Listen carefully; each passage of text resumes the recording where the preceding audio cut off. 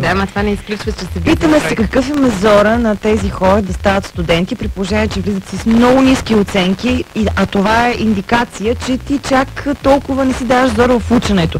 Като, всъщност, интересно дали стават по-умни, когато се пак влязат в университет. Да, Калина, там като влезеш, самата сграда те облъчва с такива лъчи, които те правят по-умен. Мозъчни гънките се появяват само от присъствието там.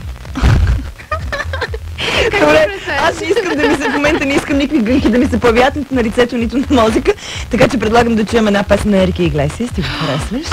Енрике Иглесиас винаги. Макар че много го оплюха на последния му концерт. Всъщност не на предпоследния, който беше декември или... Значи за последния изсъхнал, така че не се представяш. 05-976-7474.